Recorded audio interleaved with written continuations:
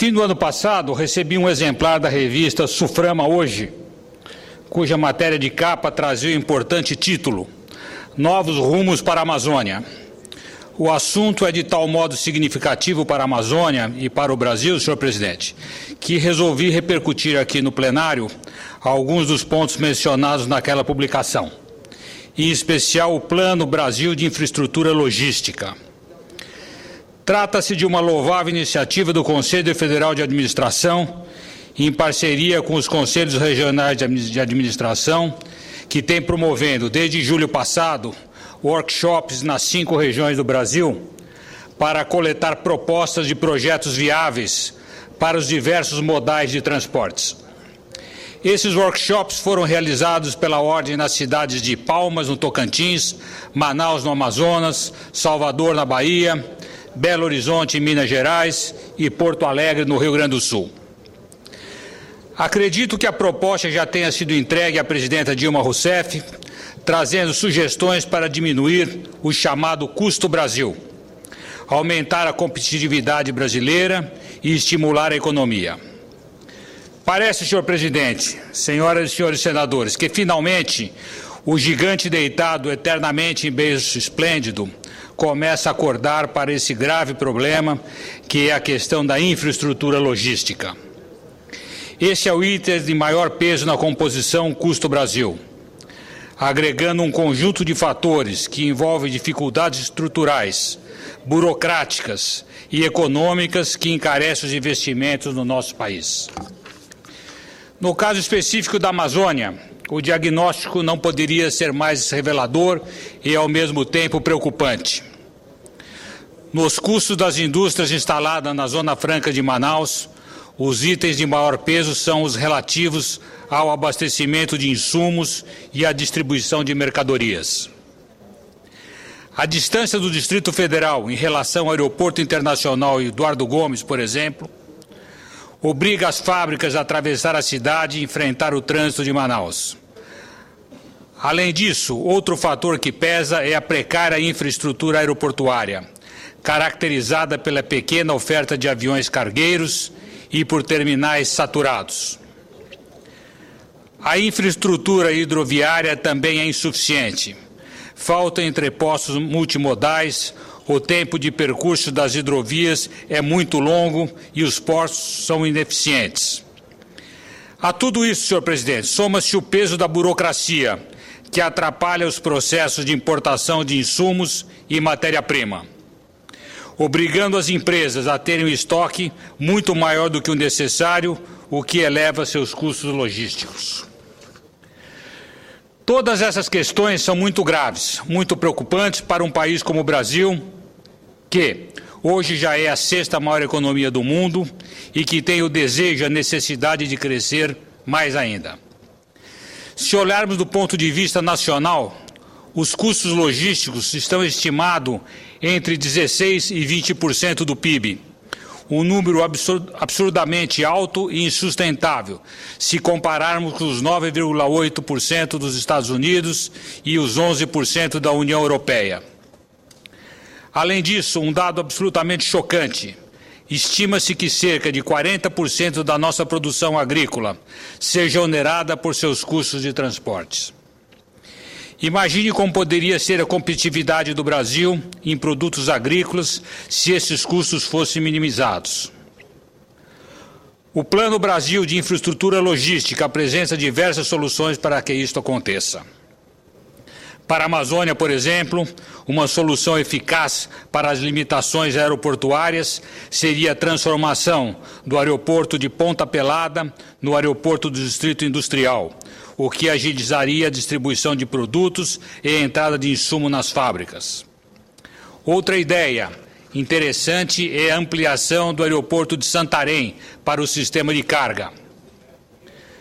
Quanto ao transporte rodoviário, uma medida que permitiria uma rota de acesso aos mercados da América do Norte e América Central é a ampliação da BR-174, que liga Manaus a Boa Vista, no trecho da Guiana Inglesa. Não sei se todos sabem, senhor presidente, mas o mercado das Guianas está sendo ocupado pelos produtos chineses.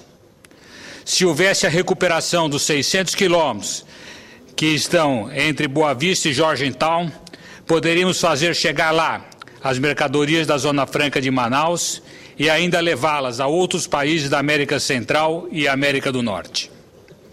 Aliás, uma das vocações de Roraima é justamente esta: o comércio com a América Central e o Caribe, além de promover uma maior integração do Mercosul, já que faz fronteira com a Venezuela, recém-admitida no bloco.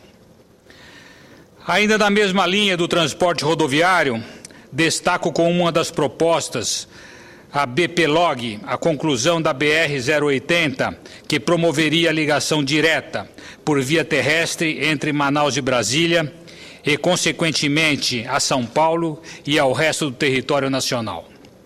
Esta proposta, aliás, não é nova e já foi objeto de alguns projetos de lei apresentados aqui no Congresso Nacional. Pelo projeto original, a BR-80 teria 2.300 quilômetros de extensão.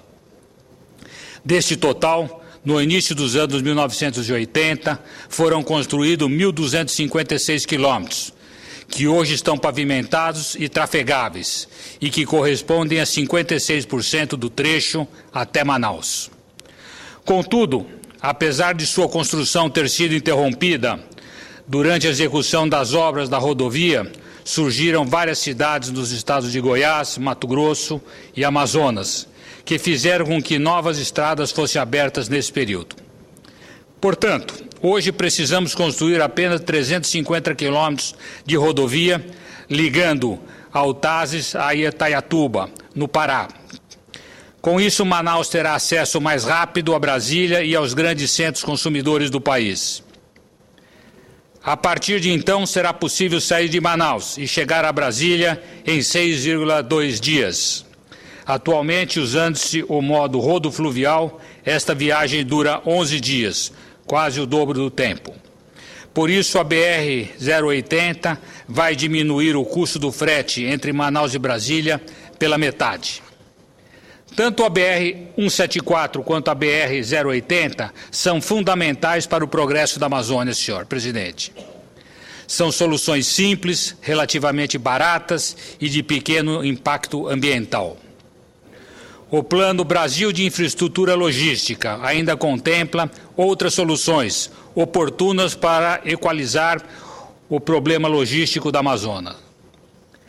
Entre elas, gostaria de mencionar a interligação da Ferrovia Norte, da Vale do Rio Doce até o terminal ferroviário do Porto da Vila do Conde, no Pará, e a criação de hidrovias Amazônia e Solimões, que permitirão a exportação de produtos para o Peru e Colômbia. Outra proposta do BPLOG, a meu ver, fundamental para o progresso e desenvolvimento da Amazônia, é o lançamento da fibra ótica de Tucuruí até Manaus, atravessando o linhão de Tucuruí, pertencente à Eletrobras, e a disponibilização da internet aos municípios amazônicos através de contêineres receptores movidos a energia solar, facilitando a distribuição da internet nos municípios por meio da fibra ótica. Todas essas sugestões requerem um certo grau de investimento, de planejamento, e por isso mesmo exige um tempo maior para sua execução. Mas há outras bastante simples que até me surpreendem pelo fato de não ter sido implantadas até hoje. Um exemplo é a redução da alíquota de ICMS sobre o querosene da aviação. De acordo com o que consta do PBLOG, o Amazonas cobra 25% de imposto sobre esse combustível, enquanto outros estados cobram 4%, como é o caso do Rio de Janeiro.